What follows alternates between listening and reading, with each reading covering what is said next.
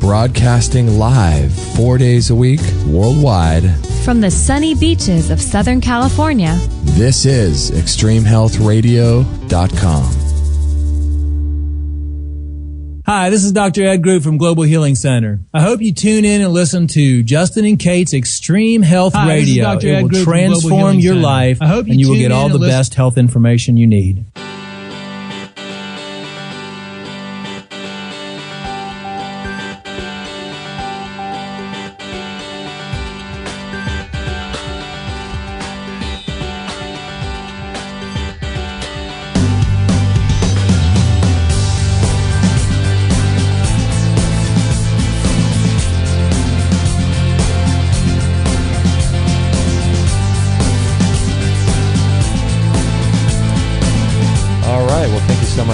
For joining us. I just had to clear my throat right there, didn't I? I think it's when we eat, coconut milk before a show. I know, right? It gets a little, hard to clear. It's the bowl. It's the bowl. We got to talk to her about that. I got to figure out. Maybe we're the only ones that experience that. I don't think so. Chia seed caught in the throat. I know. Right before a show, and we apologize for the delay, everybody. We're having a little bit of technical issues starting the show, but we seem to figure those out. So I appreciate that, and this is going to be a fun show. Episode 242, for reference, is Wednesday, the last day of the month, April 30th, 2014. I think there's actually one more day. Is that right? I think so. Is there 31 days? I believe so. No. Yeah. No. April. Oh, you're right. Okay. I got Shoot. you on this one. Okay. Sorry. Good night. I got you on this one. I should have done my research. So this is going to be a fun show. We're going to talk all about Rolfing and structural alignment and body alignment and gravity and how these types of issues, body and structural alignment of our bodies, can affect our health, our mind, our spirit, everything. So it's pretty interesting. I originally heard about Rolfing from David Wolf probably about 7 years ago or so. And I remember you mentioning it, and I thought, what the heck? Never even heard the word. Yeah, it's pretty fascinating. Although I've never had it done, so I think maybe after this show we'll be kind of motivated to go get something done, talk about it. So we'll be talking about that with Mr. Greg Knight from GregKnightRolfing.com. In just a moment, I'll introduce him. And just want to let you guys know that all of our shows are free, and they're available live Monday, Wednesday, Thursday, and Friday at 9 a.m. Pacific. So you can join the chat room and get your questions answered. And then on our Free For All Friday show, where it's just Kate and I, you can call in and talk to us that way. So it's a lot of fun things going on here. And if you'd like to support the show, you can go to extremehealthradio.com/Amazon. Anytime you make a purchase there on Amazon, and that will help keep the show free. We'll receive a little commission, and that'll help keep the show free for everybody else. So it's a great thing. If you'd like to send us an email, you can do so at justin@extremehealthradio.com. Or you can pop one over to me, Kate, Kate, @extremehealthradio.com. And that's a great way to get your questions answered as well. We'll stack up your questions for the guest, or you can send voicemails in. You can do that through our website. So lots of different ways to join the show. And so just want to let you guys know about that. And today it's going to be, it's a really amazing day here. We've got the Santa Ana winds here in Southern California. Super, super warm. It's about 90 degrees. Yeah. I feel like we're in the desert, doesn't it? 9 in the morning. Yeah, not too shabby. Oh, it's pretty nice. We'll take it. We'll take it. So we're with Greg Knight, and his website, I mentioned it before, is Greg Knight Rolfing, KNIGHT, and then Rolfing is ROLFING. And he was born in Albany, New York, and he's been interested in human development, physical movement, and embodiment since his late teens. That's kind of interesting. Mm-hmm. What teenager is interested in these types of things? Greg. Greg, right? That's awesome. Why he's on our show today. So he attended the University of Chicago, where he studied philosophy, psychology, graduated Phi Beta Kappa in 1992. And so it's really, really an honor to have him on the show. So thank you so much, Greg, for being on today. I appreciate this. Yeah, well, thank you. I'm really glad to be here with you. Yeah, so glad to be with you both. Oh, yes. Thanks. So are you in Maine? Is that correct? No, I'm in Rhode Island. Rhode Island. Okay, small state. Yep. My mistake. So how is the weather up there at this time of year so far?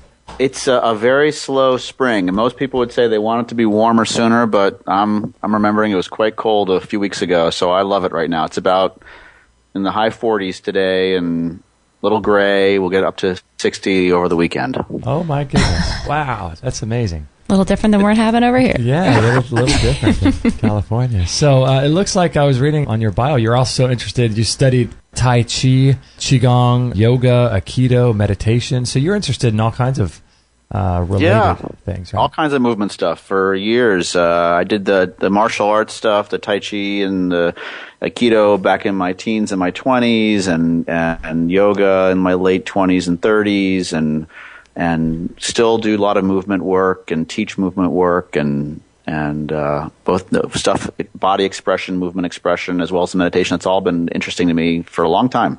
Do you find that Rolfing helps with say, for example, your meditation? Because I know that yoga, I think, is, as it started, was designed to be able to help the body to be able to meditate for 12, 15 hours a day. Do you find that Rolfing helps your other practices? Oh, immensely. I mean, in a lot of different ways. I mean, there's just the practical level of, like, you have a physical body, and if it hurts, it's hard to focus and, have your attention be where you want to be when you're sitting and meditating. And so just addressing the structure and the chronic habits and patterns that may make you not sit as well and give you those aches and pains. And so Rolfing helps with those things.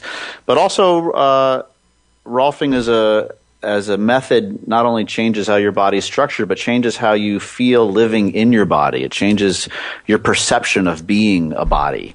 And that's a remarkable change to have. And a lot of, in fact, one of inside the Rolfing world, one of the best known Rolfing teachers is a longtime Buddhist meditator and writer and author, and described his first experience of Rolfing, just an hour session, had been like he'd been on a 7-day Zen retreat. When he left the office, it just brought him into such a sense of clarity and awakeness. So it does something to your nervous system and to how your awareness is sensing itself that really can enhance a practice like a meditation practice for sure. So how does it do that? Like you said just a second ago, that it helps to expand your awareness of your body and being in your body. That sounds very interesting. How does it do that? Well, I think most of us are walking around feeling like not feeling much, unless there's some problem or we're looking for some euphoric experience. We think of our body as like a soft machine that carries us from place to place, carrying us, our consciousness, separate from this thing that carries us about. But really, our bodies are an expression of us. I mean, how we are in our body is part of who we are. And so when you get one of the things that is unique about the Rolfing is that it's not so much a system of trying to force your body into a new shape or pattern. It actually tries to work with it's a net form of education, really, teaching your body and teaching you how the patterns of movement that you have create the structure that you have. So when you touch a body in a certain way, you can touch it in a way that says, well, I'm just going to move this part over here, and you're just a piece of meat. I'm going to slide to one place to another. And really, you don't learn much with that. Right. Versus if you touch somebody in a certain way and you give their nervous system, their awareness, a chance to sense what you're doing and receive the information. And then as you make suggestions with your hands and their body adjusts, like, oh, I didn't know my hips could move that way, or my rib cage was stuck in that way. You start to slowly sense yourself in a much more three-dimensional way. Usually most of us are just sensing the little thing that hurts over here, the thing that we don't like over there, rather than the full volume and scope and space and span of our body. Wow. When does Rolfing date back to? Do you know? Well, so it was developed by a woman named Dr. Ida Rolf. She was born at the end of the 19th century. She got a PhD in biochemistry, and then in the late 30s, late 40s, she was always interested in the human body, human structure, human form. Her area of research had to do with the cells and cell structure. But she had a wide-ranging interest, and she was interested in osteopathy and chiropractic and yoga and a variety of different modalities. And she eventually started dabbling herself to help herself with some of the problems that she had and problems that some of her friends had. And just being a very brilliant woman, developed this system over about 20 years and realized after a long time she was doing something not just that was useful, but actually had its own orientation, its own principles for working with human structure, that it wasn't just an offshoot of physical therapy or osteopathy. It was its own method and system. So she began to teach the work in the 50s. And she died in 1979. But by then there was a Rolf Institute that was established and a guild, and it's still a very small community of people who do this kind of work. It's in the low thousands of people who do this work. So really kind of, I would say it's been around, probably the last 60, 70 years. It's been going around. Do you know if Ida Rolf had an understanding of the energetics of the body as well? Because it sounds like you do with your work with meditation, spirituality, and things like that. Did she understand all that as well? I really think she did. I don't see how the way she talked about the work, she often would say, the real therapist is gravity. And that one of the things that you're doing with this work is you're aligning the body's own energy field with the larger gravity field. And when you do that, healing spontaneously happens. She was also a scientist at heart, and she had a great phrase. She said, get your physics under your metaphysics.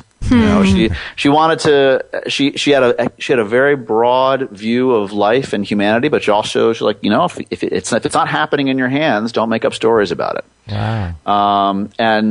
She was a New Yorker. She was, again, it's funny. She was born at the end of the 19th century, wore a flower in her hair. When she became popular, she was already in her 60s. She was an older woman back in the late 60s. Uh-huh. And she was living at Esalen in California near you guys, and had all these young people into the human potential movement.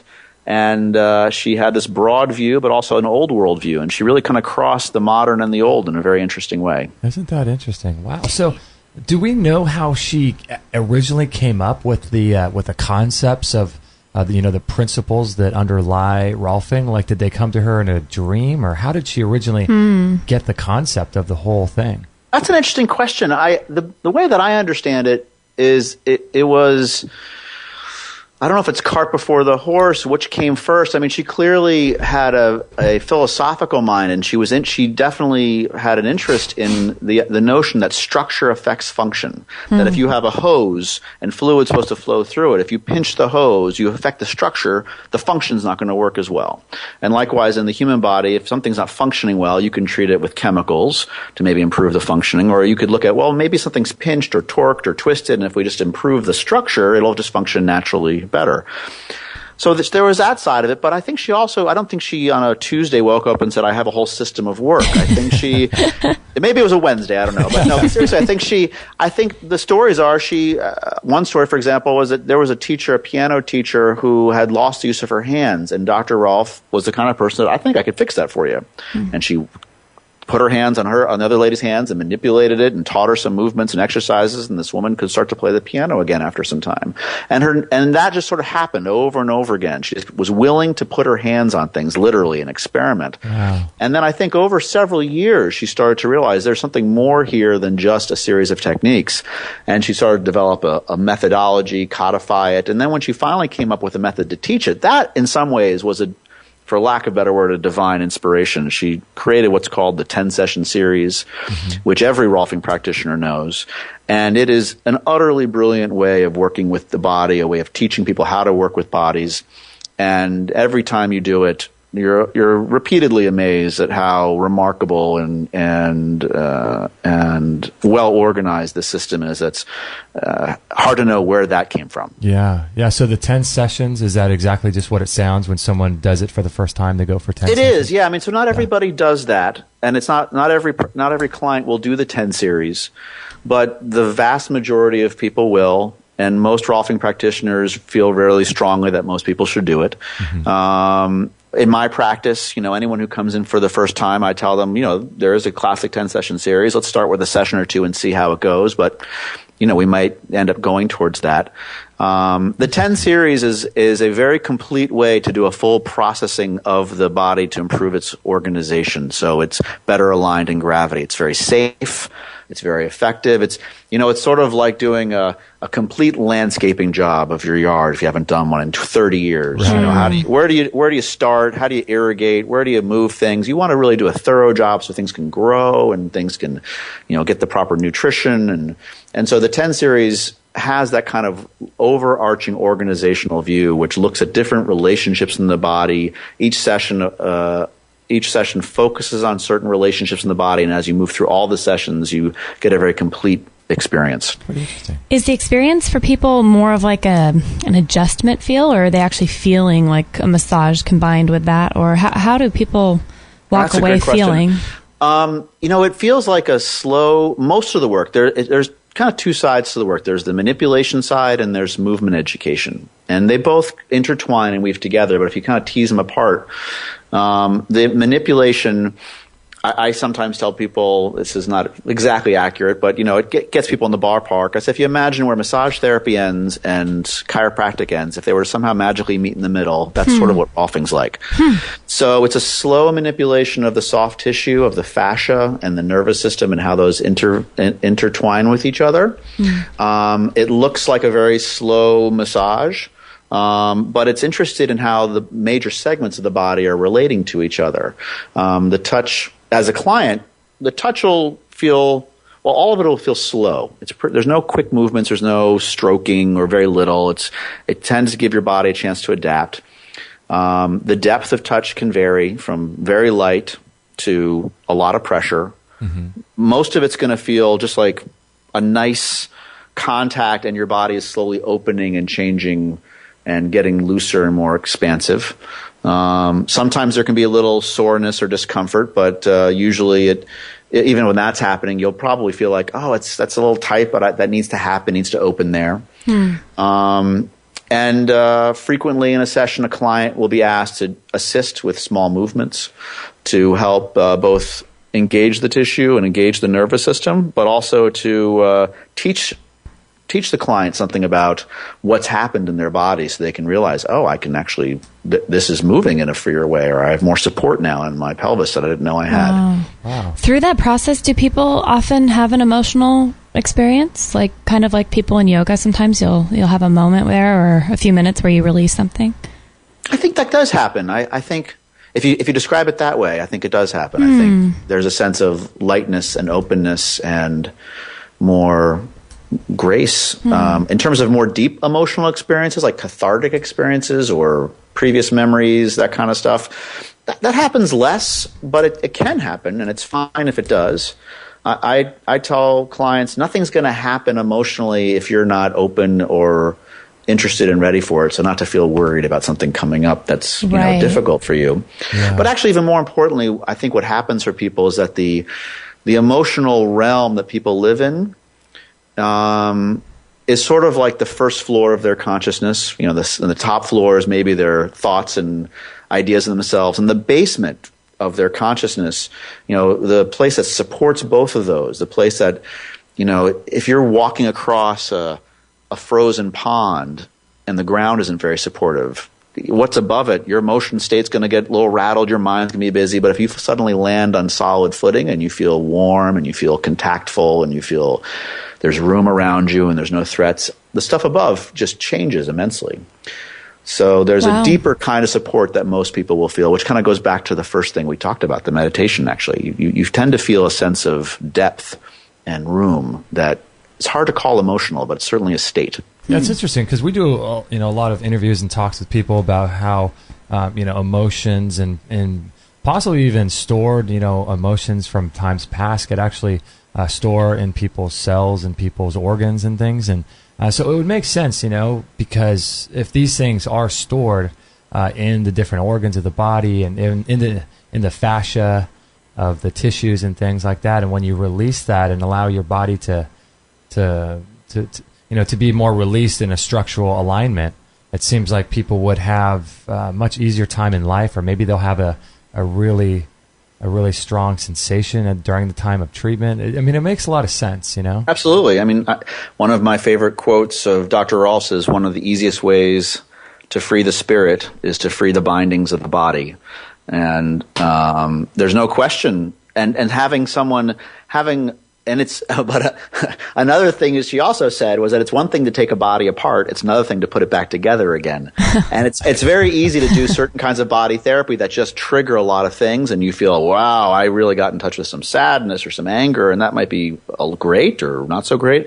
But can you do it in a way that afterwards there's more integration, there's more organization, there's more order, there's more capacity and efficiency and ease in your body? And that's really a hallmark of the Rolfing work, that there's no intervention that's done without an awareness of, will this person be able to integrate what's about to happen? Wow, this is just interesting stuff. Yeah. I'm really interested in what you're doing. I just posted a link actually to our live listeners in the chat room. So for those that are not listening live and possibly on the podcast, his website is Greg Knight Rolfing. We're going to take a little break, but it's Greg Knight, Knight, Rolfing.com, and we're going to be right back with him. And I want to get into, what types of people come in for Rolfing. And I've even heard that when babies go through the birth canal, their bodies become misaligned, and so Rolfing for babies is something that happens too. So I'm curious about that. It sounds really interesting, because that basically means we all need it just from having been birthed. So it's really fascinating stuff. And this is episode 242, and we broadcast live Monday, Wednesday, Thursday, Friday, 9 a.m. Pacific. If you'd like to join the chat room and join the live shows. And we will be right back with Greg Knight right after this break. So a few years ago, when I was working for this company, it was a really small company, and I had been wanting a Vitamix blender for years and years and years, but they're so expensive, and I just hadn't saved the money at that time to get one. And so as a Christmas bonus, they knew that I loved the Vitamix, so they got me a Vitamix, the 5000 blender. And that thing is so incredible. It was right at the beginning of my raw food journey, and I was using it about 3 times a day, really. Today, I still use it about twice a day to make blended smoothies and things like that. But the Vitamix blender is really, really great. And if you go to extremehealthradio.com/Vitamix, that will redirect you over to there, and then you'll be able to purchase that, and we'll get a commission for your order. And you'll also get free shipping, too, so that'll be great for you if you're interested in saving about $25 on the shipping. And with the Vitamix, you can make sauces and dips and bread. You could make ice cream with it. I've done a lot of ice cream. You can just make the most incredible things. And it's my favorite because it's got a tamper on it. And you can put ice and frozen berries and avocado and some honey and things like that, and with no water at all, and you have that tamper, and you can make the most amazing ice creams with it. So the Vitamix is my favorite blender of choice, and if you're in the market to buy one, I would greatly encourage you to do so if you have the money for it. And if you do it through us, through extremehealthradio.com/Vitamix, I'll get a little commission for it, and you'll get free shipping. So it works out for you and for us too. So if you're in the market, please do it through us. That'd be really cool. And you're going to love this thing when you get it. You're going to fall in love with it. You'll never go back to a regular blender again. So check that out, extremehealthradio.com/Vitamix, and I hope you enjoy it. I don't know about you, but I've dealt with yeast infection and candida in the past, and it seems like it's something that is rampant in our culture, and it's becoming more and more a thing that people have to deal with. And there's a really great book that I have myself, and I've gone through it and used a lot of the principles in it to overcome my own yeast infection issues. And my wife, Kate, has too. It's called Yeast Infection No More. And it's written by Linda Allen, who's completely holistic, which is great, which is exactly what we're about. She's a certified nutrition specialist, a health consultant, and a medical researcher and author. And this book, Yeast Infection No More, is available at extremehealthradio.com/yeast, or you could check it out in our store. But yeast infections can be associated with things like arthritis, painful urination, pain during sex, chronic rashes or skin issues, vaginal odor, itching or burning of your intimate parts, irritability, joint swelling. I mean, all kinds of things can be related to an overgrowth of yeast and bacteria. And the trick is to basically eliminate their food supply so you don't feed them, and then you want to kill the excess candida, and then you want to restore good beneficial flora in your gut and in your body.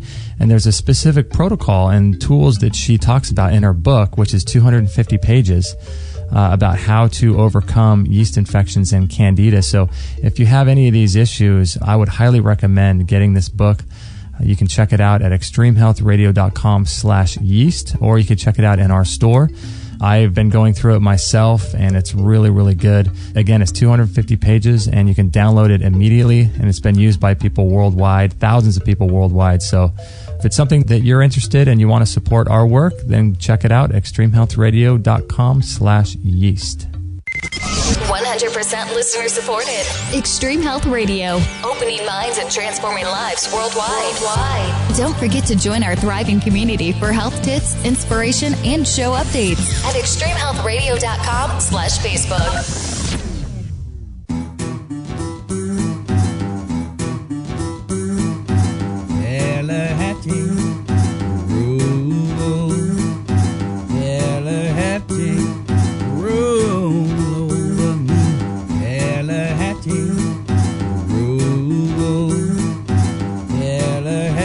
All right, we're having a great time here with Mr. Greg Knight from GregKnightRolfing.com. This is episode 242. If you're interested in checking out the show notes, anything like that, and we broadcast live Monday, Wednesday, Thursday, Friday, 9 a.m. Pacific. If you like to listen to the live show, and you can always join the chat room as well. And then we also have a forum that if you'd like to continue the discussions of the interviews, you could do so with all the other listeners of Extreme Health Radio in our forum, which is quite a great place. I mean, a lot of really knowledgeable people talking about some pretty in-depth things in there, so that's something to consider as well. And as the lady said, don't forget to follow us on Facebook too. We'd love to have you join that community. Lots of really great things going on. You can stay up to date with all of our shows, our past shows, our archive shows, all that stuff, even shows that have been a long time ago. Well, yeah, when you get to episode 242. I know, episode right? 1 was a long time ago. That was a long time ago. So you can stay up to date with all that good stuff on our Facebook account if you're interested in that. And I was just telling you during the break, Kate, that Rolfing is something that, you know, it's really fascinating, and it sounds like something I want to do. Because I have a little shoulder problem and some back problems. I have a funky rib sticking out. Yeah, I'm wondering about this. You have an odd-shaped rib. Always have had.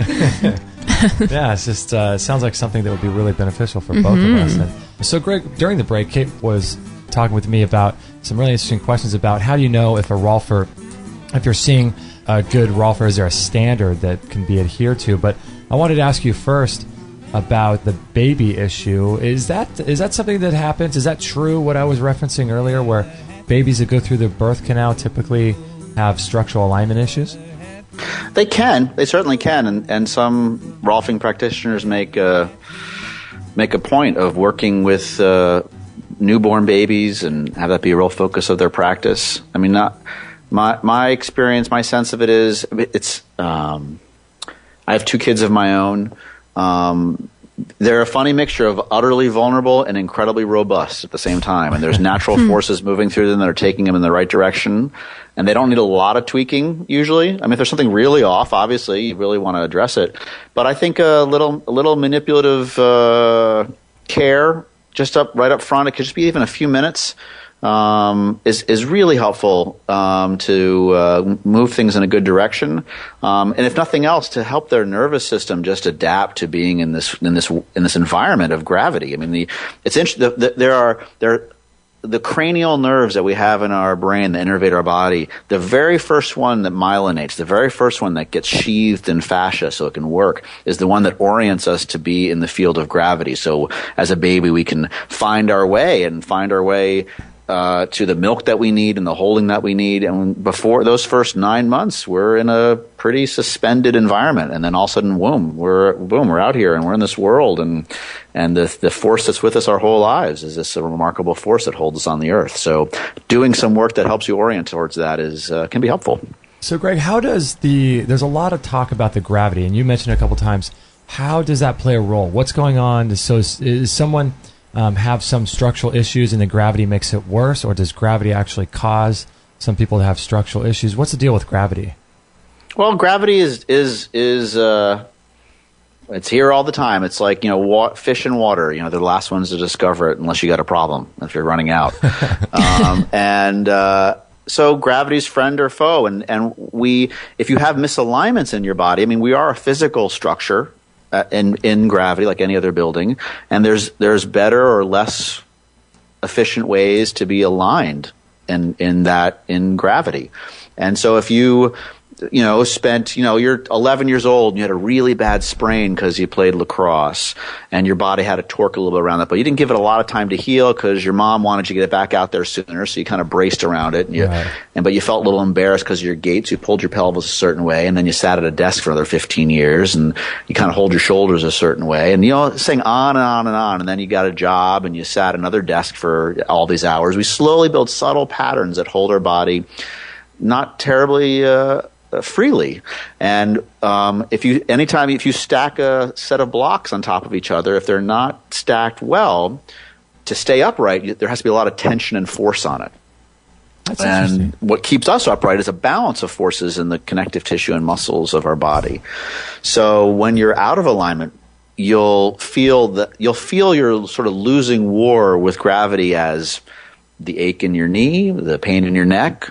It could be a sense of just lethargy or fatigue. It could be a sense of, depression. There's a lot of ways we experience that losing battle.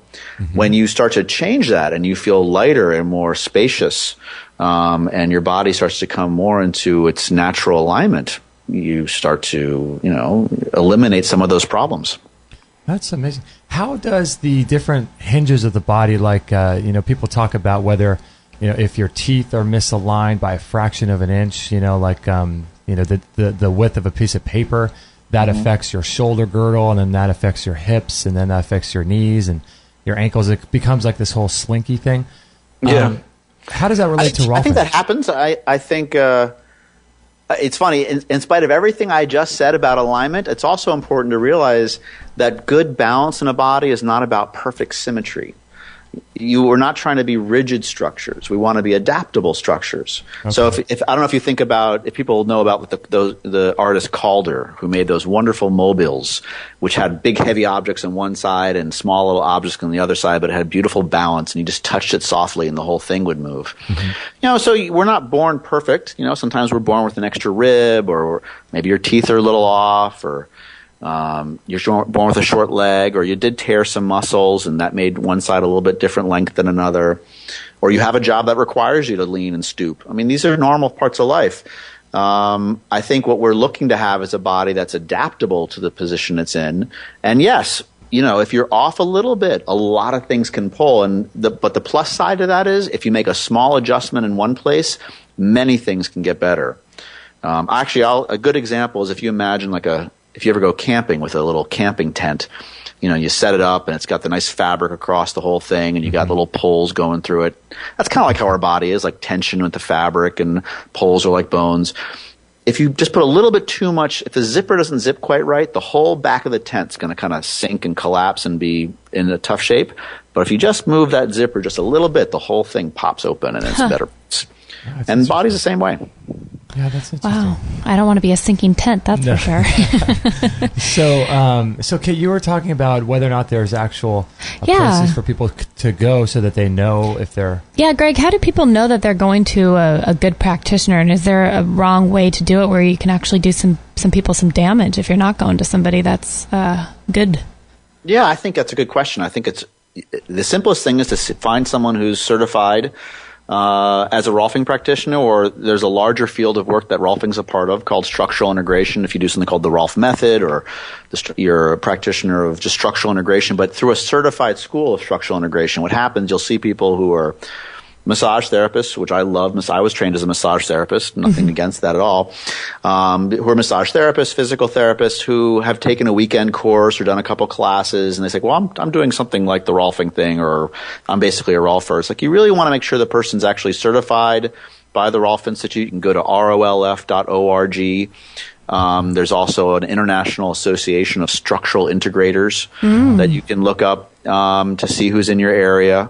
And then from there, use common sense. I mean, your own inner wisdom will help a lot. But training, certification, continuing education, experience, all that matters. Okay. Well, that makes good to know. sense. And Tana writes in the chat room, this would obviously be really beneficial for pro athletes and like retired athletes. Her husband's a retired athlete, MMA yeah, absolutely. fighter. There's many famous athletes who have used Rolfing. In fact, I can't, I wish I could remember the name right now, but on the Minnesota Vikings, there's a Rolfing practitioner who works with many of the players in the Minnesota Vikings who just won the Super Bowl. No, not the Minnesota Vikings. Also with Minnesota Vikings, but the Seahawks. Okay. And many famous athletes make use of Rolfing for sure, as well as actors. I've worked with many ballet dancers. There's a very good ballet company in the state in Rhode Island, and I've worked with a lot of the dancers there. It's wonderful for people who use their body as an expression of their passion, whether it's in art or athletics. Well, that's so interesting because, a lot of people, especially pro athletes, have these problems. And, it seems like a lot of people as well that aren't doing pro athletes, a lot of people are weekend warriors or they go to the gym or, like you were saying earlier, people will just sit down at a desk for hours on end. And if they've got a pre-existing condition in terms of like an injury or something, that is just going to be more, I guess, deep-rooted into their structure because they're going to, compensate to one side. And so Rolfing, it sounds like it could be used for everyone because none of us are really in a good structural position. It really position. could be used for everyone. And the athletes are great, but it's really the regular. Actually, I've been very fortunate the last 3 or 4. I have a client who owns a small company locally, and also she's quite an athlete. And she came in for Rolfing for some things related to her athletic life and injuries, but she loved the work, and I've been working at her office doing Rolfing on her staff of about 20 people once a month. And just to see the benefits of dealing with the normal repetitive stress of sitting at a desk all day, typing on a computer, dealing with the chronic neck, jaw habits of holding the shoulder and carpal tunnel kind of problems you can get. Yeah, it's those kinds of people who really benefit from the work for sure. Yeah, I was thinking about it when you were talking about that. Just every woman in America who carries a heavy bag like I do, a handbag, over our shoulders, it's like we're doing so much damage with this kind of everyday stuff that we don't even think about, aren't we? That's true. Yeah, that's really true. Wow. Man, I need some purse think about therapy. Forgetting the bags. Once you have kids, it's one thing to be pregnant, give birth, and everyone goes through that differently. Some people it's very easy, some people it's very hard. But even after that, your body's recovering from this major change it's gone through, and then you're carrying around this squirming 10 to 20 pound lovely little bundle on one hip while you're trying to do things with the other arm. It throws you off quite a lot. And so I'll typically see moms, who their kids now are 2, 3, 4 years old, 6 years old, and they're finally like, oh, my shoulder never used to bother me, but now or my neck or my hip, and I don't know what it was. And then you start talking and looking, it's like, oh, yeah, you've been carrying this object, this lovely kid of yours around all the time. It throws you off. That's true. You never think about that life, everyday stuff. May's in the chat room, too, and she says, do you ever work with musicians and violinists? Anybody like that? Yeah, I do work with musicians and violinists. In fact, there's it's not a focus of my practice, but I've had many come through my practice. And similar with musicians are the athletes of the small muscles, really. I mean, you're a runner, you're an athlete with your thighs and your hips and those kinds of things. When you're a musician, it's the little muscles in your fingers and hands and shoulders, and they get just as much a workout as anyone who works with the big muscles. You just don't see the sweat and the perspiration and the aerobic workout. But yes, working with musicians is terrific. In fact, there's a very famous example you could look up online if you type in the name Leon Fleischer, who's a world-famous concert pianist. He lost the use of one of his arms from overuse, and he lost it for, I think, 20 years or more. He couldn't use it. And it wasn't until he received Rolfing treatment along with some other therapy, but the Rolfing in particular brought him back to be able to play with both hands again. And it's a very popular thing that people talk about inside the work, about you can address problems that have been around for decades and still make changes with them. Wow. And so what happened? This guy, he just lost the use of his arm from overuse? Overuse. The muscles became. He uses this phrase that musicians are the athletes of the small muscles. Imagine you sit down, you wake up, have your coffee, and then you go sit and play for 6 hours, but you don't warm up, you don't stretch, and then you're done. You go back to you don't take care of your body. And what happened to his arm is it slowly got tighter and tighter and tighter. The nervous system basically forgot how to rest. And so it's good the nervous system could contract to do the job, but when you're done with the task, your nervous system needs to know how to then go back to a resting state. And in his body, it basically forgot how to do that. and the soft tissue and the fascia got shorter. Got shorter and bound up, and he literally couldn't open his hand anymore. And he stopped playing professionally. And the Rolfing practitioner he saw was a teacher of mine, actually, Tessie Brunghart. And he began to see her and saw her regularly for quite a while. And slowly, if you Google him or go to YouTube, you can see videos of her working on him and him talking about it. And he was on 60 Minutes many years ago now. This is when he finally got the use of his arm back. Wow. And slowly getting the capacity to stretch and move and then eventually start to play. It's interesting, his brain didn't forget how to play. But his hands and his arms and the peripheral nervous system had lost the capacity to express it. But once it came back, the freedom was there. He could do it again. Isn't that amazing? Wow, this is a good time to take a break, though. This is just so... Yeah, I have a question when we get back, for sure. Gosh, we could just talk all day. This is too good. We're with Greg Knight, and his website, again, is gregnightRolfing.com. I'll put that on this show page, episode 242, as well as we just put it a little while ago in the chat room for all the live listeners to check out his website, gregnightRolfing.com. Really, really fascinating stuff. So we'll be right back right after this break. Kate and I have had our sauna for about a year now, I'd say, when we first got it from Phil Wilson. And it's an incredible machine. We use ours about every single day. Kate sits in about 20 minutes, and I sit in there about for a half hour. Usually watch a documentary, and it's extremely relaxing. It's really, really an incredible machine. And if you go to extremehealthradio.com/sauna, you can learn all about it. We did an entire hour interview with Phil Wilson. You can check that out. You can look at the pictures of us with it. You can watch videos on that page. It helps you to sleep really, really well. You can lose a lot of weight with it. You can burn, I think, around 600 calories in about 20 minutes or so. It improves your skin, increases circulation all over the body, and circulation is critical for your health. You can prevent and reverse diseases with it if you have a cold or flu. It's incredible. It heats you down to the core. It heats 4 to 6 inches inside your body, so it's really incredible. And a lot of people use it for cancer as well. So if you have any kind of incurable, quote, disease, you can use it for that. And Dr. Shade is the foremost authority on detoxification. And listen to what he says about it. How do I detoxify from plastics? I mean, you guys are using a sauna, and what does a sauna do for us? A sauna is great. It's moving a number of different toxins. Remember, we talked about the mice that if you put PCBs in there, then that made the mercury all that much worse. And sweating moves out a lot of plastics, volatiles, fat-based toxins. It's really good at moving those out, sweating those out. So that's how you're getting those out, and those are contributing to this synergistic soup inside the body. And so that's why they're good, is they're taking out a bunch of the different things in the soup. And Daniel Vitalis, one of our favorite guests. What do you have to say about the sauna? When you go into the sauna, like a far infrared sauna like you discussed, your body goes into a deep relaxation mode, and your sympathetic nervous system shuts down and your parasympathetic nervous system turns on. And when that's active, that's the nervous system, part of your nervous system that's active when you meditate. That becomes active, and your detoxification pathways open up wide. Why is this important? It's important because when you go running and you sweat, you're not necessarily eliminating very much toxicity from your body. But when you sweat in the sauna, you eliminate a lot of toxicity from your body. So sweating in a relaxed state is how we eliminate. The other thing is that what's wonderful about the sauna is that it puts you in a parasympathetic nervous system response, like as if you were meditating. So it's almost a hack. It's like a trick to get yourself into a meditative, relaxed state, to decompress stress, to reverse the effects of stress, and to get your body eliminating deep, deep toxicity that's stored in your body fat, because it can come out in the oils of your skin. So I think, sauna is one of the most crucial detoxification, really health practices that we could take on, especially in this era of heavy toxicity, particularly fat-soluble toxins. The sauna is really, really great. They offer payment plans, because if you buy it through PayPal, it's 100% secure. You don't even need a PayPal account.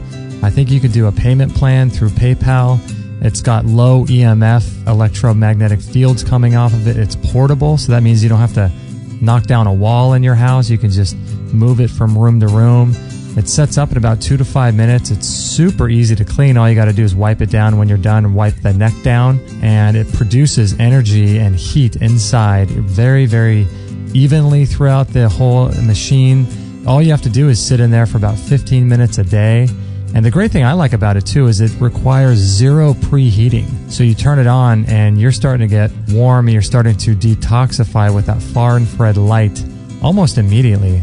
So it's really great. It comes with a 1-year warranty. It's about $990 plus $25 shipping. And that's really, really a good deal because if you look at most of the regular saunas out there, they are in the $2,000 to $4,000 range. So this is really, really a good deal. So check it out, extremehealthradio.com/sauna. All free shows, all the time on Extreme Health Radio. Opening minds and transforming lives worldwide. Join our community today. Sign up to our email list and instantly get our free gift to you, along with loads of inspirational content and cutting-edge tips to help change your life at extremehealthradio.com/subscribe.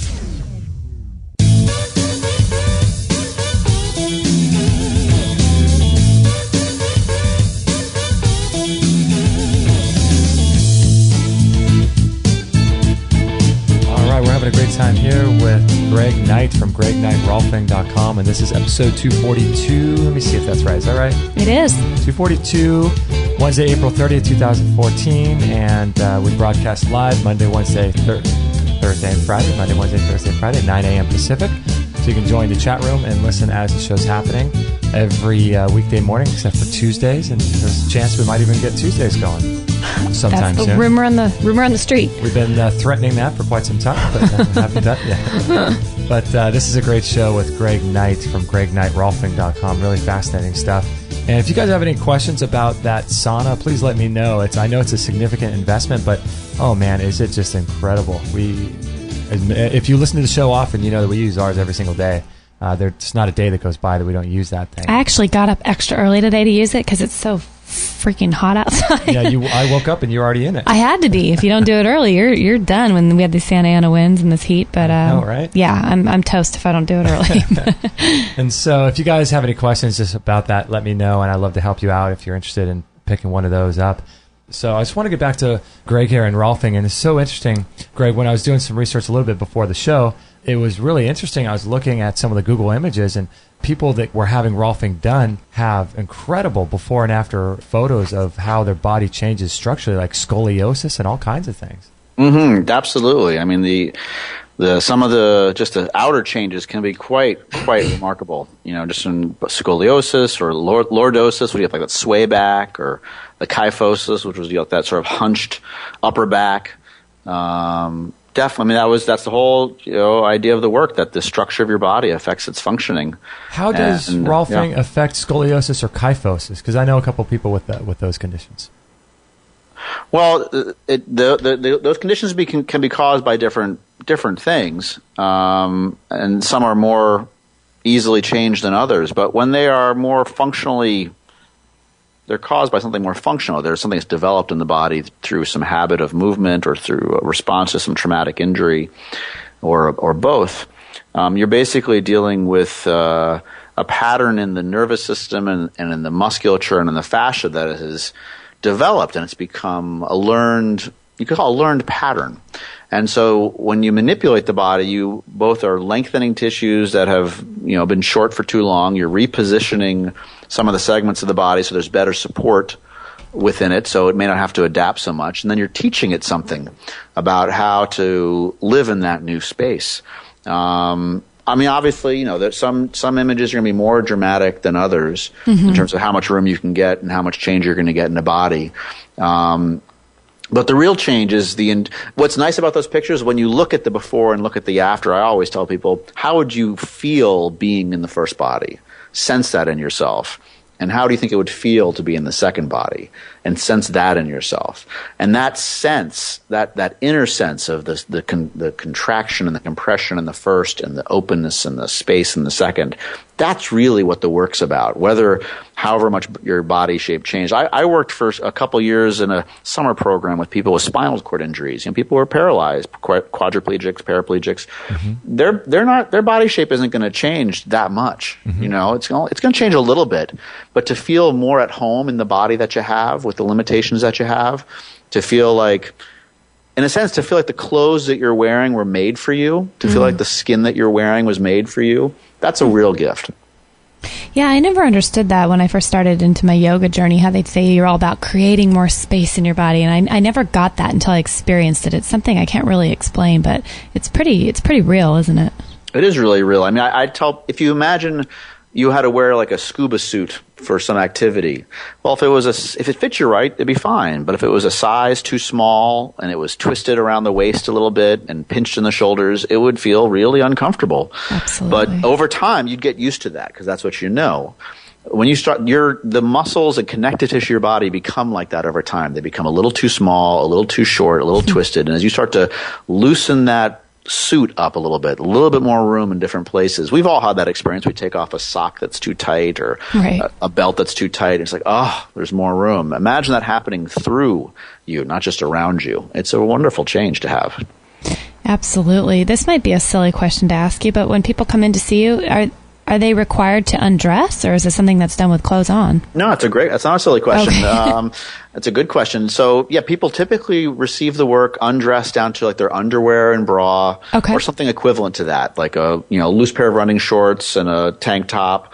I mean, the Rolfing practitioner wants to be able to see your body, to see your skin and your flesh, and put their hands on your body and manipulate it. And you also want to be comfortable and relaxed on the table. I would say most people just wear their underwear and bra for the session. You're not naked for the session. Most of the work is done lying down, but some of the work is done sitting. Some of the work is done standing.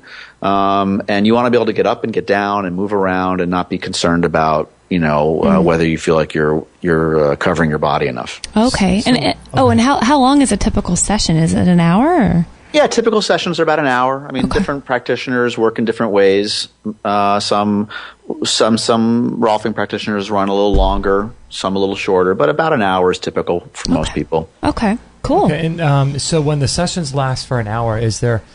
So what else is going on? Is there, do people walk away feeling like they had a massage, or they feel like they, just feel much? I guess they would feel much better. I'd say most of the time people just feel more like we were just talking about. They feel like they got a better suit on. They feel like something feels more open, more spacious, lighter, stronger. Once in a while after sessions, people will feel just exude, like there's something, a burden's been lifted and it is a high for them. And that's great. Enjoy it. And sometimes after a session, people feel like an hour or two later, they feel like they got run over by a truck. They're exhausted. And when that happens, I mean, it's like been holding a brick above your head for 20 years. You finally put it down, you're tired.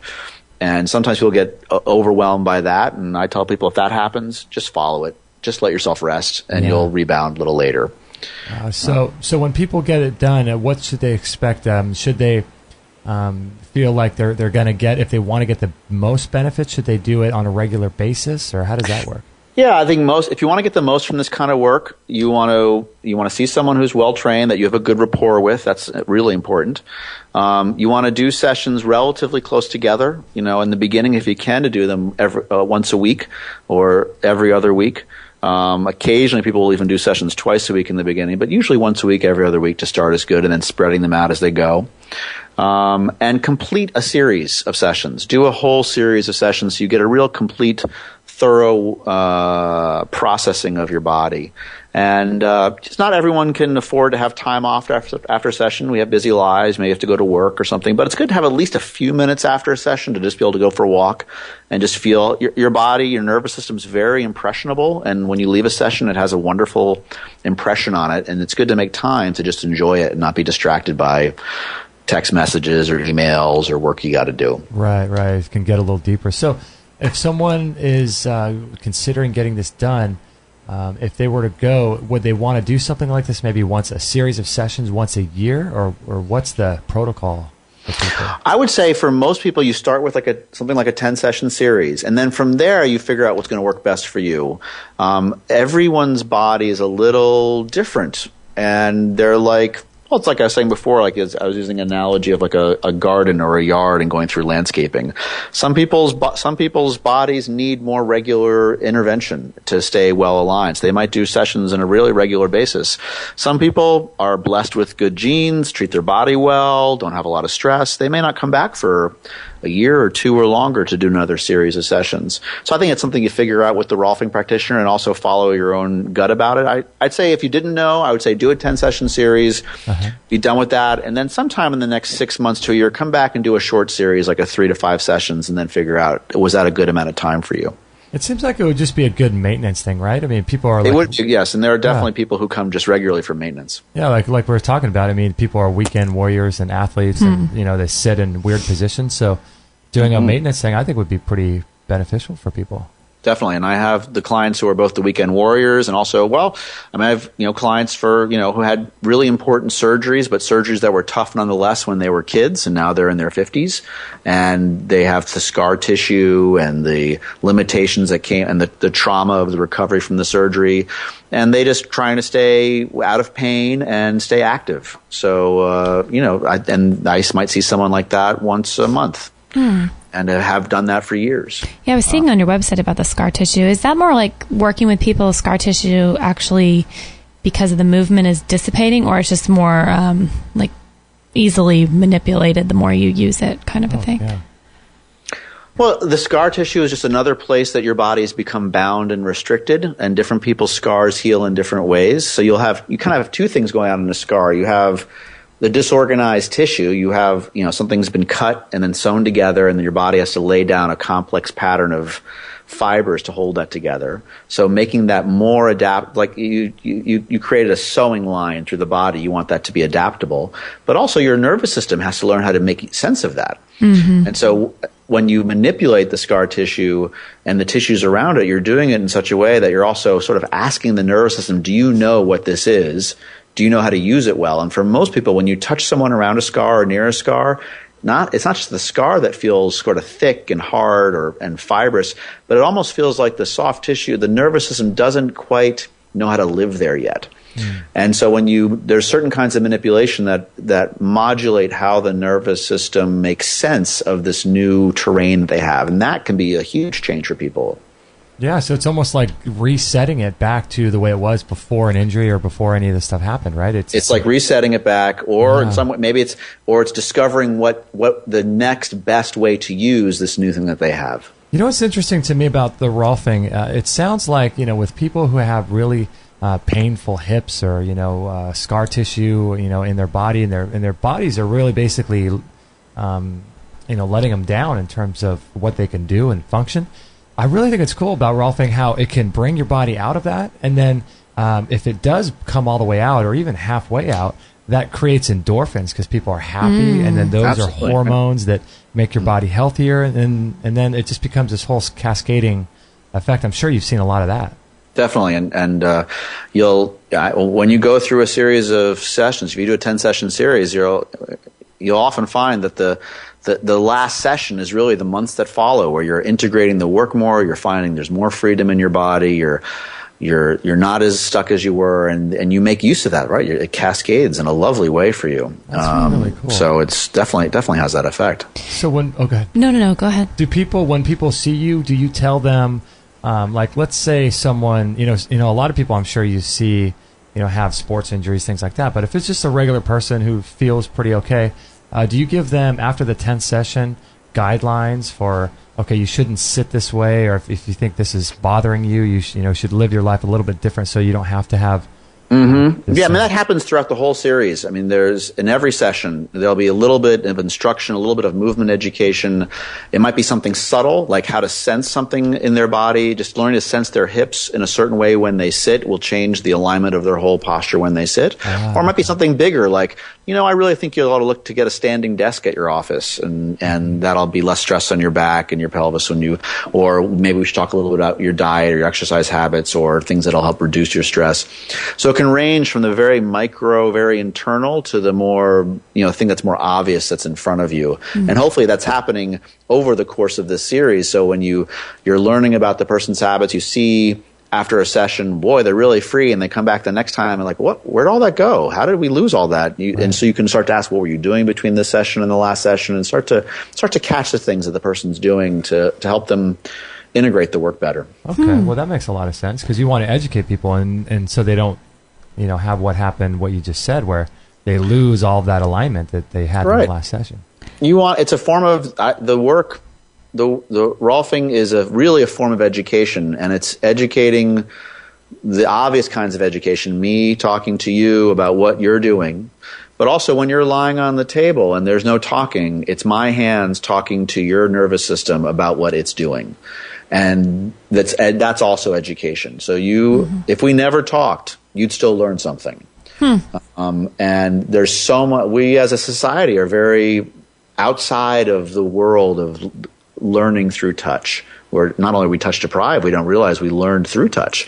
And you can learn so much kinesthetically about how you stand, how you walk, how you make contact with another person, how you reach to another person, how you protect yourself, just by another person putting their hands on you and listening with their hands and then offering suggestions with their hands. Because that's a powerful thing, right? With part of that seems like a gift, to be honest. If you can kind of get on someone's body and have these senses of what's going on, I mean, you have to be really in tune. Not to be as selfish about it, but I certainly get. It's a nice way to spend a day. I bet. I bet. Obviously, Rolfing, Greg, is way more comprehensive than regular massage. But do you think regular massage therapy for people is also just beneficial to get toxins out? Definitely. So it's not a waste. I get regular massage. You do? I get massage more often than Rolfing. Not because it's better than, it just serves a different purpose. And like I said, I trained as a massage therapist. It's whether it's for just relaxation, for soothing, for taking tension out of your body, increasing circulation. There's so many benefits for massage therapy. I recommend it to clients. I get it myself. But it's also just knowing what different systems of work will do for your body. Massage is like an oil change, you could say. And Rolfing is like a whole structural realignment. They're just going to do different things. Absolutely. That's good to know, because I know a lot of times people, think, if this is better than the other. It's like there is no better than. They're both just different. They complement each other, it sounds like. But also to not expect to get something from a certain system of work that it's not going to deliver for you. So if you've been seeing a massage therapist or a chiropractor for years and you still have some nagging, you love it, feels good, but you always have this nagging issue with your leg or your low back or your neck, you might want to look at doing a kind of work that will address not just where your body's at today, but all the history that your body's bringing into this moment. And that's what Rolfing does. That is a beautiful way to put that. Yeah, because there is a history. So what's going on with people with their energetics? I was listening to someone the other day saying about their injuries, and they're saying, if the body regenerates itself every 7 years, we shouldn't really have any physical injury. But the reason why we do is because the body holds on to memory, and I'm sure that Rolfing could help that as well. Right. Well, I mean, I think it's true where we do replace all of our cells every 7 years, but it's replacing it into the form that it was in before. Yeah. So there is we aren't just physical matter, we're a shape. And we're not just a shape, we're a pattern. And so if you replace with a new bunch of atoms and cells, but they're just in exactly the same location and doing the exact task the exact same way, you're going to get the same outcome. You need to teach the system how to move in a different way. And so you don't have to wait 7 years to move in a different way. You can get the change now. Wow. So how often do you get Rolfing sessions yourself? These days, I mean, how many have I had over my lifetime? I've probably had 100 sessions or more. I don't know how many sessions I've had. In the last few years, I might get a session every couple times a year, not too often anymore. But versus years ago, I was getting sessions probably, in the beginning, once a week, and then down to once a month. Sometimes I'd go back for a series close together. Also, since I do the work, I can treat myself, and there's movement stuff I do with myself. So Right now, that's about the right amount of time for me to get the work. But I still love the work, and when I go, I'm always happy. When I go, I'm one of those. I'm the worst client, right? I go, I'm like, I should be here more often. I can see you soon. I know, and then, right? 3 months go by. It's like, what? Am I supposed to go back there? Totally. I do hair in the salon, and it's like I get a haircut every 6 months, and it's like the cobbler's kids never have shoes, right? Exactly. It's exactly what it is, right? Have you ever had a Rolfing session right before or after a massage session? I bet that would be pretty amazing. Oh. Actually, I've done that, and it's too much. Is I think it? it's just too much. I think your body. I mean, maybe there's rare exceptions, but we can only take in so much information. And after, we've been in classes where we're just done. We're cooked. And you can't take any more information. Well, our body's the same way. And if you get too much input, it can be overwhelming. With that said, I mean, I treat people who do both other kinds. They get acupuncture, massage, and they can really complement each other. In fact, if I have someone who's seeing a chiropractor, it's great for them to see the chiropractor after they see me because their body's more able to get an adjustment. But you do have to be careful about overwhelming or overdoing the work. Even the Rolfing session itself, it can be intense, and I think it can be a mistake to do sessions that are too long. You can't rush the learning. You can't. If you overwater a tree or put too much light on it, it's just not going to grow right. It needs the time to integrate the work. I'm glad you've said that for people like Justin who tend to do. Justin's you're always charging it. What can I do in a sequence that makes this the most extreme thing ever? I know, I do that. If I'm on the rebounder or something, I'll do 5 other things. I'll do oil pulling. I'll do all these things. Well, I think you can do that. The only thing I would add is include there a big segment that says, here's one thing that I'm doing is nothing. This is the hour which I lay and rest. I love that. Rest and recovery is such an important part of health and well-being, and that just does not get learned enough. And one of the things that happens in a good Rolfing session is your body learns what rest really is. It really learns, that's what settling feels like. That's a lovely gift to have. Wow. So is Rolfing growing, do you think? Is the whole idea getting more and more popular? I honestly don't know. It's a very small group of us who do it. They don't train a lot of people every year.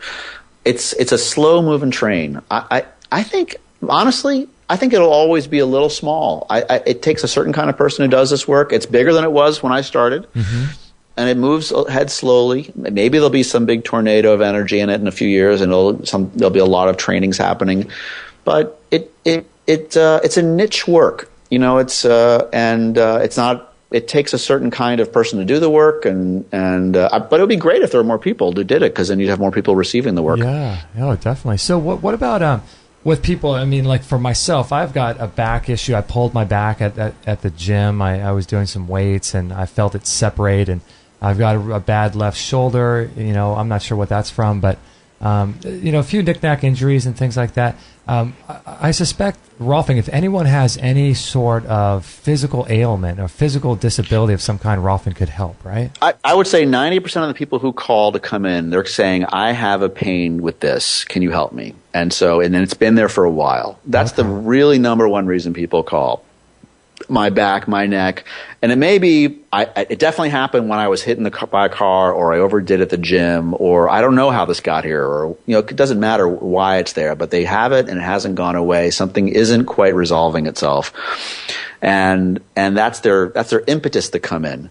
And then maybe the only reason they're there, once their back feels better, their neck feels better, they feel like I don't want to come anymore. Okay. But usually what happens is that it also motivates them to say, well, how am I using my body, and how do I feel in my body, and how can I prevent this from happening in the future? And then you get into a deeper conversation with the client and a deeper change for them. So they're not just functioning well, but also functioning with that kind of pleasure and satisfaction that can be really great. Right. Yeah, that makes a lot of sense. So what about, I just want to make sure that I understand completely, in case I think you already touched on this, but I just want to make sure that I fully get this. So Rolfing, so tell me where I go wrong. Massage seems to me to be something that's more concerned with the muscles and relaxing the muscles. And then chiropractic care seems to be more alignment of the bones and that kind of thing. But Rolfing is somewhere in between, where it gets into the fascia. So it's not the muscles, but it's not the bones. Am I somewhat correct? Yeah, it's really good. I mean, so Rolfing works with the connective tissue, the fascia, which is the body's organ of shape. It surrounds all the muscles of the body and penetrates them. It surrounds all your nerves and surrounds all of your bones, gives your body its shape. And it works with the connective tissue, the fascia, in such a way that it changes how your body is aligned and helps resolve the chronic pain that it has. So instead of, it's not about relaxing the muscles, though that can happen. And does happen. It's about working with the structures between the muscles that hold the muscles and bones together. I see. Okay, so it's sort of different. They all kind of relate to each other in some way, but it's kind of focused on different areas of the body there. Yeah, when you're focusing on the system in your body, the nervous system and how it interacts with the fascia, you're really focusing on the part of the body that is responsible for giving you your shape, giving you the position that you have when you stand. So when you lift your arm up in front of you to, grab something off the shelf or to wave hi to your friend, you're aware that you're lifting your arm. That's a muscle action. But there are 1,000 other things happening through your torso, through your pelvis, through your legs, little contractions, little adjustments, so you don't literally fall over because you've put the weight of your body now, the center of gravity is moved in front of you. Those adjustments, what are called pre-movements, the movements that happen before you move, that happens in the fascia, in parts of your nervous system that are really unconscious. That's where Rolfing spends its time. So what's really cool is it will allow on a much deeper level the energy to flow through us, the energy perhaps even if we do something like grounding or these types of things, or if you're doing meditation or prayer or something like that, and you're eating food that has energy like raw food, if you're eating and doing these other types of things, when your body's not gummed up and there's no cogs in the wheel, it allows that energy to flow through your body more. Right? That's a great way to put it. Yeah, I couldn't have said it better. Absolutely. All things are going to flow through you better. You're going to have, I don't think I'm not a nutritionist, but I eat well and I encourage people to do the same. But I know my digestion works better when my body's better aligned because, there's less compression through my gut. The organs are freer. Things move better. I know my circulation is going to be better. I know my moods are going to flow more freely when my structure is free. All those things. Yeah, you said it really well. And then maybe we'll stop getting angry when people cut us off on the road. Maybe. I can't vouch for that, but it's a possibility. I love it. That's great. So what kinds of things are you? So you see patients sort of all day, or how's your practice work? So in my practice, I tend to work, during just a regular week. Sessions are by the hour, and most practitioners, I might see 20. Most practitioners, a full practice for most practitioners will be anywhere between, at the low end, maybe 15 up to 25 sessions a week for me to do. And and that's how I spend my time. And when I'm not doing that, I like to do some of the things we talked about, the meditation practice and my own exercise and playing and having fun and learning more about how the body works and eating ice cream too much probably. All those things.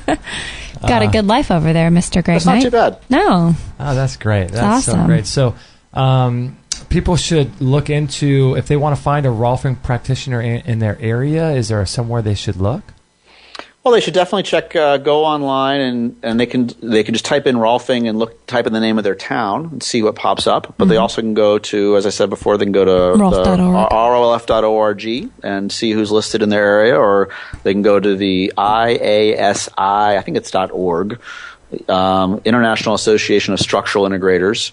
I think it's .org or .net. I'm not sure, but that also has a list of practitioners, of Rolfing practitioners, and also people who do work that's is in the same form of work.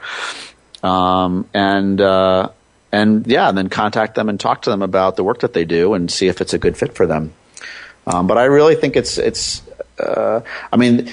cliche to say the work's great for everybody, but it's great for most everybody. I think I would say in terms of what the work is not good for, I think it's also good to be upfront about it. It's not the cure for everything, like nothing's the cure for everything. I think if someone's really in a serious disease process, they're really fighting something, whether it's a bad case of the flu or they're, dealing with something more intense, like they're in some sort of cancer or something like that, and their body's really working hard to fight with something, it's probably not the best thing for them at the time. But if they're coming out of something, if they're in the recovery mode, this can really help them a lot. And very good for people who've been, through surgeries. And we live in a day and age. I have a lot of clients who have hip replacements, and the surgery was great, but the recovery is tough. And the compensations that their body has made for the recovery has been hard. And so they've just made adaptations for their walking that they didn't expect, and now their other hip hurts but doesn't need to be replaced, or their back hurts, or their knees and feet don't feel right. Those kinds of things. And also a last one I would say is that I think it doesn't get as much attention these days as it did back in the 70s when the work really got popular. Rolfing is really good for people who are on, and we've talked about it, are really good, people who are on the consciousness journey, who are, whether they're dealing with depression or anxiety, or they're going into other kinds of work. They're doing like sort of, dream work or archetypal work, or they're on a meditation or spiritual path. Rolfing really can support that kind of work because it helps you get in touch with the inner dimensions of your physicality that can complement the work you're doing with your therapist or your teacher. It really speeds that process up. That was a profound part of this work for me when I went through the work originally. We didn't talk much about that, how I got into it, but I wasn't looking for that when I started the work, but that was in some ways the big light bulb for me about the work when I first got going. That was a light bulb in terms of how it could sort of buffer your other types of work, right? Well, and I entered the work mentally curious about it, like thinking this could be something I'd be interested in doing. And I had some chronic aches and pains and some injuries that were frustrating that the work helped me with. But also I was interested I had my own psychological aches and pains too, and traumas. And I was very psychologically and spiritually curious. I mean, I studied philosophy and psychology. I wrote papers on Plato, and I studied meditation. And I was really interested in what is the nature of self, and how do I get into those questions more deeply? And I was really surprised that going through this manipulative system, this thing that just really on one level is just about moving the body and changing how you sense and feel, really dramatically affected how I personally engaged those questions and how I answered those questions. That to me was utterly profound. It's one thing to help them with their back pain. That's great. But to really change how they know themselves and how they move through the world, we're all going to have pains in our lives. It's unavoidable. You're very lucky if you've gone through your life without some period of time without having some pain.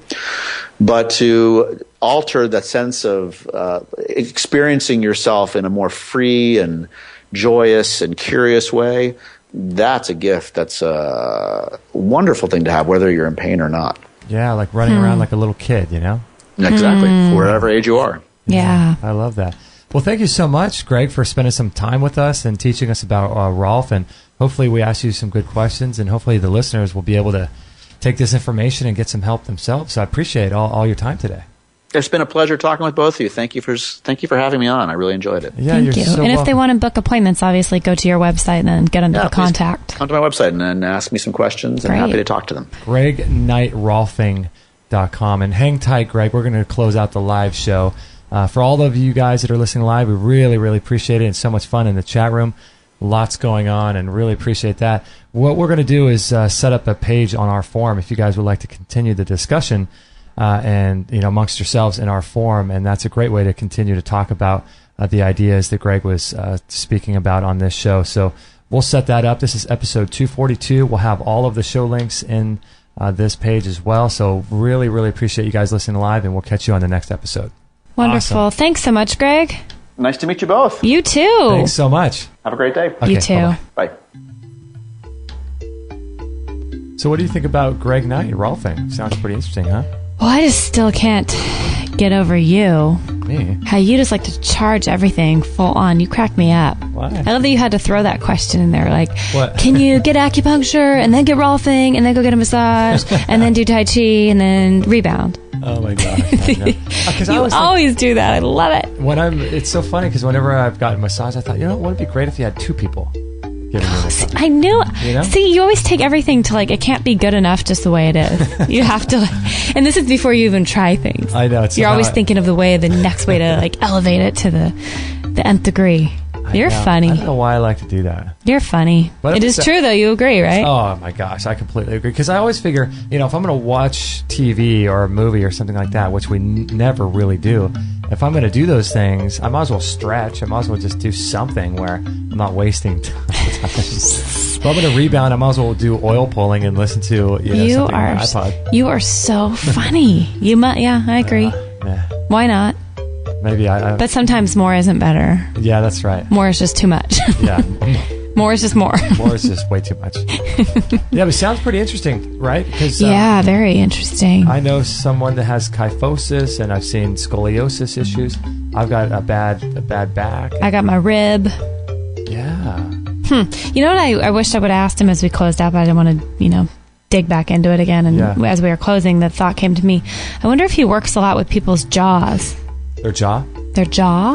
Uh-huh. You know how a lot of people have just this, jaw issues a lot. They hold a lot of tension. And you know how I've heard that some chiropractors will go in there and actually physically, do some manipulations with the jaw and things. I wonder if he does a lot of facial work. Manipulation. I'm sure it's a whole body integrated thing, but I was curious and wanted to ask him, but yeah, we'll find out soon enough when we go Rolfing. I found someone here in our area, actually. Really? Within 10 miles. You're kidding me. Mm-mm. Well, on what website? So this is the rolf.org, ROLF.org. You can type in your city and if not your city, there was no one in our city, so I just typed in California and then did a Rolf search, and it brought up a lot of practitioners here. Really? Mm-hmm.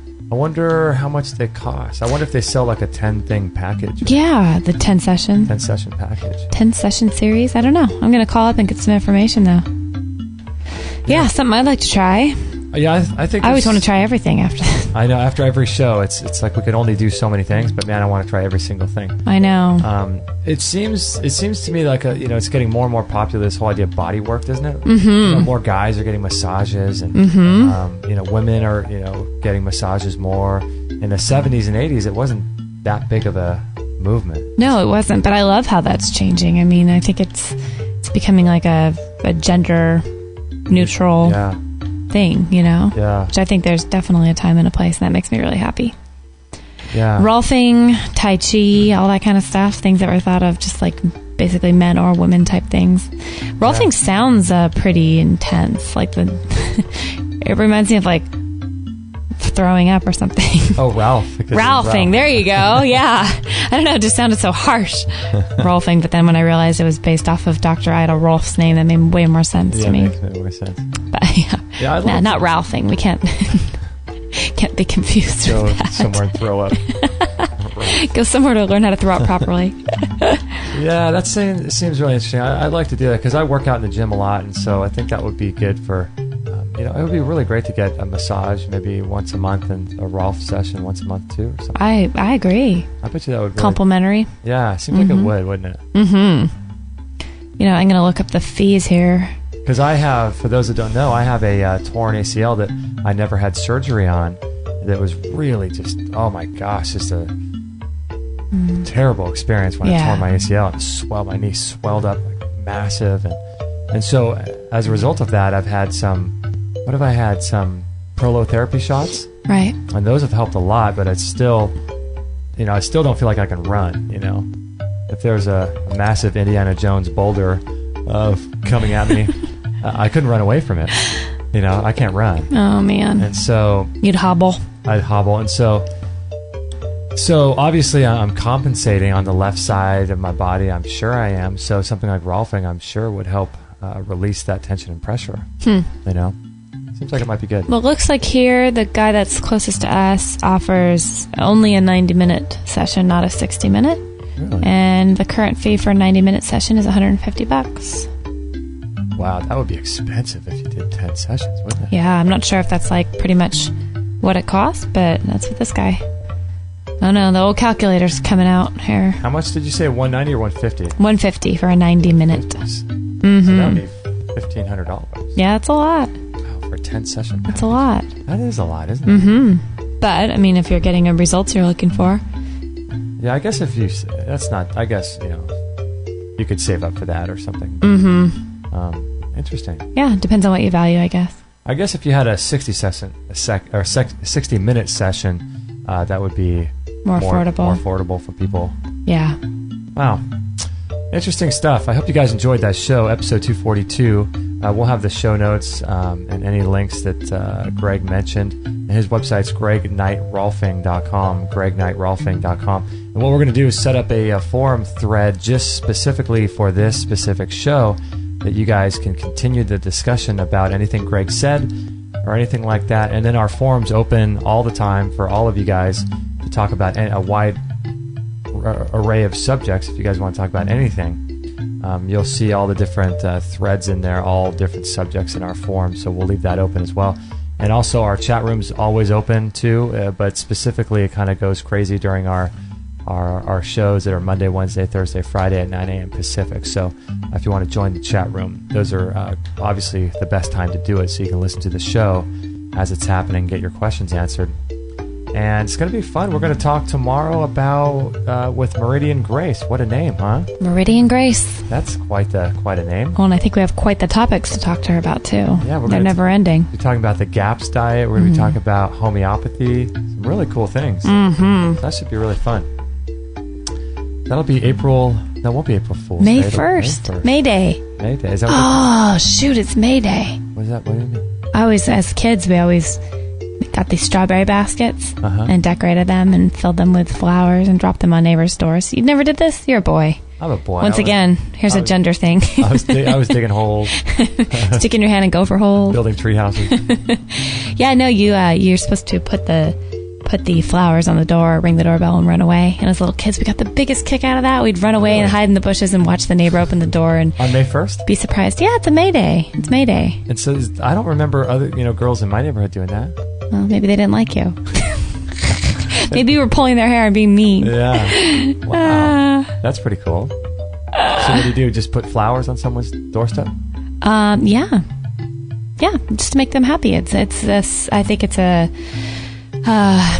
signifying the beginning of spring kind of a thing. And so would you go pick the flowers somewhere?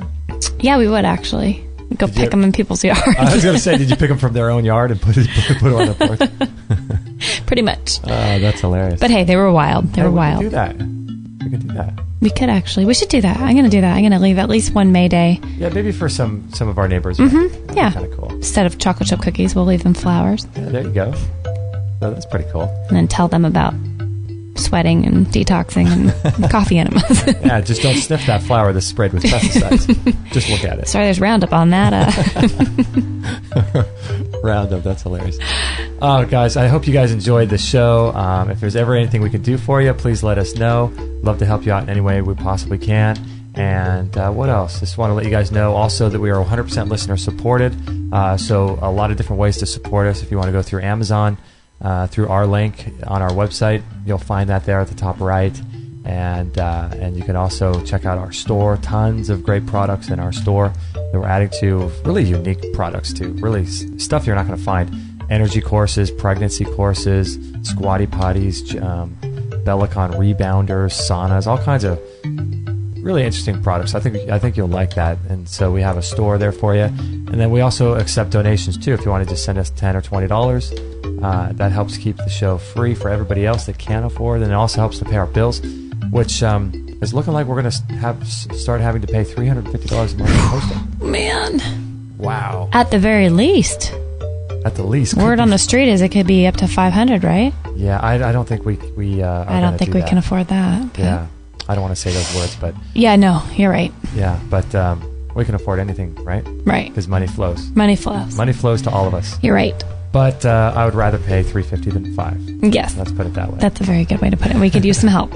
Yeah, so if you guys want to just send a donation, that would be really, really amazing too. So anyway, just different ways to support us if you'd like. And you can also pass our links on to your Facebook friends. Tell your friends about the show. That's another great way too. So I appreciate all of you guys so much, especially being in the chat room and on the forum and in our Facebook community. It's really a lot of fun to interact with you guys, and we're going to get better at doing that. And just really great. So thank you so much for listening and being a part of everything that we're doing. It's really an honor to be here, and we will catch you on the next episode. Thank you for listening to this episode. It's time to go for now, but our mission does not end with this show. Justin and Kate will be back with another interview packed full of ideas, discoveries, and unique ways to regain your health. Head on over to extremehealthradio.com/subscribe and instantly download our free gift too that contains cutting-edge strategies to start making healthy lifestyle changes today. No material on this blog is intended to suggest that you should not seek professional medical care. Always work with qualified medical professionals, even as you educate yourself in the field of live food nutrition and alternative medicine. I'm not a doctor, nor am I offering readers or listeners medical advice of any kind. None of the information offered here should be interpreted as a diagnosis of any disease, nor an attempt to treat or prevent any disease or condition. While information in this blog and during this podcast is discussed in the context of numerous conditions, it can be dangerous to take action based on any of the information on this podcast or